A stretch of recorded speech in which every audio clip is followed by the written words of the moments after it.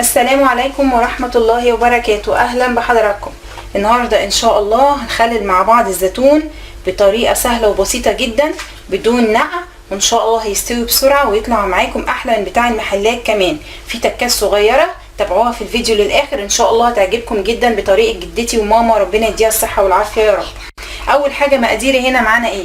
معايا 3 كيلو من الزيتون. أنا جايبة الزيتون اللي هو التفاحي اللي هو ده، وزي ما حضراتكم شايفين عامله فتحه فيه. انا سايبه 2 من الزيتون اهو، ما فتحتهمش عشان اعملهم قدام حضراتكم. في الاول كنا بنعمل فتحه واحده، فكانت بيبقى نلاقي جزء من الزيتون مستوي وجزء لا. دلوقتي بعمل 3 فتحات كده زي ما حضراتكم شايفين، لغايه ما السكينه تخبط في البذره بتاعه الزيتون، عشان اتاكد ان المحلول الملحي بتاعي هيدخل جواه كويس ويستوي معايا كويس. واحده كمان اهي بالشكل ده كده. معايا ايه كمان؟ معايا جزر مقطعه كده مكعبات، تقدروا حضراتكم تبشروه لو بتحبوا، انا بحبه كده عشان بيبقى طعمه زي المخلل ناكله. ومقطعه كمان مكعبات من الفلفل الرومي، وطبعا في واحده وقعت مش مشكله، وطبعا فلفل حامي، حزمه من الكرفس مقطعاها صغير ناعم، كوبايتين من عصير الليمون، دول بالظبط بالميزان 1.5 كيلو من الليمون عصراهم، جابوا معايا الكوبايتين دول، يعني لكل كيلو من الزيتون نص كيلو ليمون. تمام كده. معايا ميه اللي هو المحلول الملحي، شايفين حضراتكم لونها اصفر ازاي، انا حاطه فيها ملح وكركم وهقول لكم قد ايه برضو. معايا بيضه وهقول لكم دورها ايه، وملح زياده علشان لو انا احتجت. حتى قشر الليمون اللي انا عصرته ما برميهوش، هستخدمه وهحتاجه دلوقتي. هجيب اول حاجه طبق كبير كده. طبعا الزيتون انا غسلاه كويس جدا قبل ما اقطعه بالشكل ده.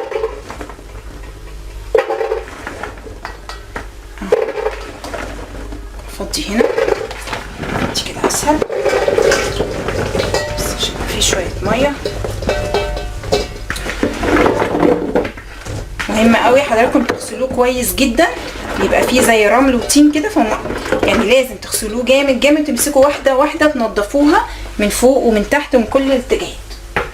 انا بعمله بطريقه سهله جدا زي ما حضراتكم شايفين، هيبقى في بوله واحده. اجيب لكم هنا اقرب. بسم الله الرحمن الرحيم. ادي الزيتون بتاعي، هشيل الفلفل على جنب دلوقتي، واحط الجزر بالفلفل الرومي، هحط كمان الكرفس، والكرفس ده مهم جدا جدا جدا، بيدي ريحه وطعم مميزين قوي. على فكره انا نسيت في مقادير السكر، في سكر، والسكر هنا ماده حافظه للزيتون، خليه جنبي هنا عشان ما اسويهوش تاني. حطينا كل الحاجات في بوله واحده. بصوا الشكل، هقلب احسن بايدي، الاسباتيول مش هينفع كده، بالشكل ده كده.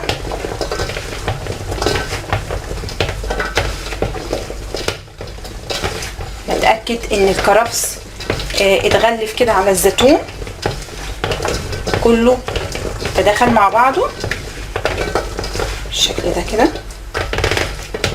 دي اسهل طريقه على ما تحطوا تمسكوا البرطمان وتقعدوا تحطوا طبقاته في الاخر، بنفضي المخلل هو نفس الشكل في الاخر. فالطريقه دي طريقه ماما، والطريقه الاسهل اهي. اغسل بس ايدي من الكرفس دوت وارجع لحضراتكم تاني نكمل على طول، وبالمره كمان اكون جبت السكر اللي انا افتكرته. هجيب بقى البرطمانات اللي انا هبتدي احط فيها الزيتون. بسم الله الرحمن الرحيم. هبتدي احط كده.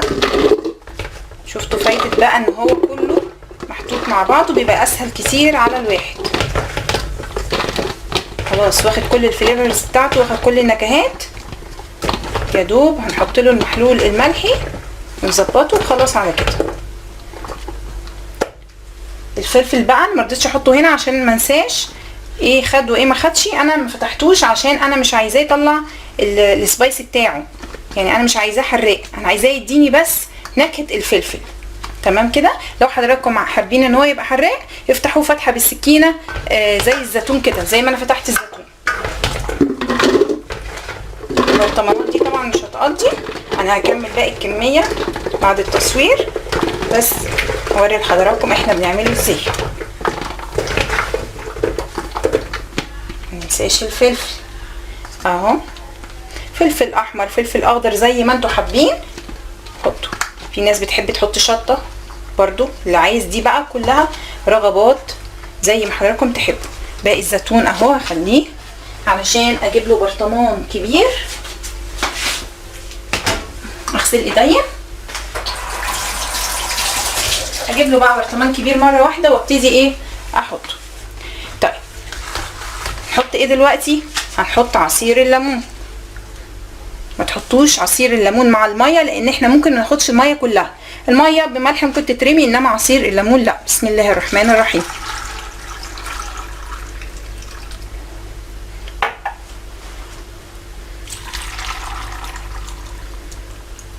بصوا حضراتكم انا حطيت لغايه فين؟ لغايه تقريبا ربع البرطمان. لسه هنحط خل، يعني الكوبايتين سبت من كل كوبايه حوالي معلقتين كبار، وكل برطمان معايا هياخد فنجان من بتاع القهوه ده خل. يا رب اكون قادره اوصل لحضراتكم المقادير مظبوطه. فنجان من الخل.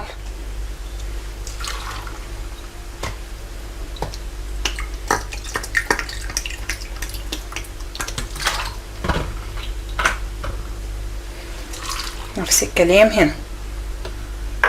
طيب اجيب بقى محلول الملح بتاعي اللي انا قلت لحضراتكم عباره عن ميه مغليه متبرده، والخطوه دي مهمه علشان الزيتون يقعد معاكي اطول فتره ما يعملش عفن على الوش. دي بتبقى عباره عن بكتيريا، انما لو غليتي الميه وبردتيها اضمني ان شاء الله يقعد معاكي فتره طويله من غير اي عفن.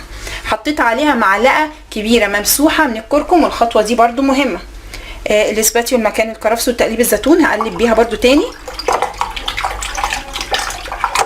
وهحط معلقه كبيره من السكر. لكل كيلو من الزيتون هتحطي معلقه صغيره من السكر، مهمه جدا بتحافظ على قرمشه الزيتون، زي ما قلت هي ماده حفظ. ادوب كويس قوي. طيب دور البيضه هنا فين بقى؟ اهو ماما بقى بتعمل ايه ربنا يديها الصحه، بتحط البيضه في المحلول الملحي ده. لو البيضه نزلت في القاع يبقى المحلول محتاج ملح.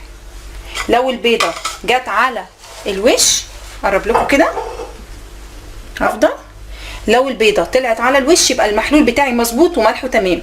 بسم الله. بيضه طبعا مغسوله كويس جدا. بسم الله الرحمن الرحيم. انزلها واسيبها. ها البيضه عملت ايه؟ نزلت في القاع، يعني كده المحلول بتاعي محتاج ملح. دي طبعا مغسوله كويس جدا فمفيش مشكله ان انا احطها جوه المحلول بتاعي. ازود شويه من الملح واشوف تاني وهكذا لغايه ما اظبط المحلول بتاعي. عايزه اقول لكم بيبقى بالشعره ميزان بجد موضوع البيضه دي. ده ماما واخداه عن تيتا الله يرحمها، وماما ربنا يديها الصحه والعمر بتعمل كده المخلل وبيطلع مظبوط جدا. لغايه اخر واحده من الزيتون بتبقى مقرمشه ومحتفظه بالقوام بتاعها تتراش. تاني هسقط البيضه. بصوا البيضه عملت ايه زي ما حضراتكم شايفين. مش عارفه الكاميرا مبينه ولا ايه، البيضه طلعت فوق. معلش ممكن نجيب الكاميرا كده. بصوا البيضه في الاول كانت في القاع، بصوا البيضه فين دلوقتي؟ البيضه فوق اهي، البيضه باينه خالص طلعت لفوق. يعني كده المحلول بتاعي ملحه تمام، مش محتاج اي حاجه خالص. اطلع بقى البيضه اقول لها شكرا. تتغسل طبعا هنستعملها مش هتترمي يعني. وابتدي انزل المحلول بتاعي بسم الله الرحمن الرحيم في البرطمانات.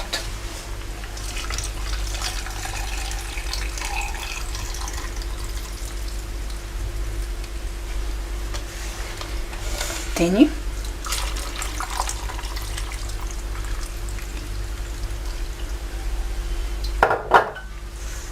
طبعا هنرجه دلوقتي وهنقلب عشان الليمون والخل يجي في كل الاجزاء. بس خطوه مهمه، قشر الليمون اللي احنا عصرنا منه الليمون ما بترميش، باخده وبرصه على الوش احتياطي. ربما تحبي تفتحي البرطمان تشوفي الزيتون استوى ولا لا، دخله هوا لا قدر الله عمل عفن او شيء، وده يعني نادر لان احنا غاليين الميه، بتروحي بيروح طالع على قشر الليمون ده، فبتاخدي القشر ده ترميه. ما بتحتاجيش خالص ان انت تنضفي البرطمان او الزيتون بتاعك يتاذي باي شيء. اهو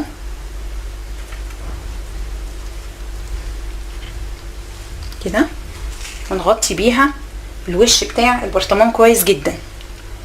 كمان بيدي طعم حلو، واحيانا بيستوي وبيتاكل، في ناس بتحب تاكله. طيب خطوة اخيرة هنعمل ايه؟ رشة من الزيت، برضو مادة حفظ كويسة جدا كده، مش كتير، رشة خفيفة، زيت نباتي يكون نوع نظيف، سواء دوار الشمس او ذرة، ما يكونش زيت تحمير يا جماعة، بيدي ريحة وطعم وحش جدا في البرطمانات. اهو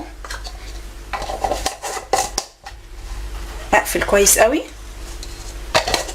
ممكن ساعات كمان نجيب جزء من كيس بلاستيك ونحطه ونقفل الغطا، بس هو محكم عندي فمش محتاج ان شاء الله.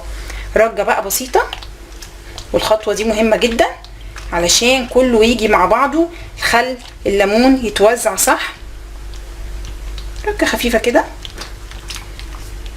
نفس الكلام هنا.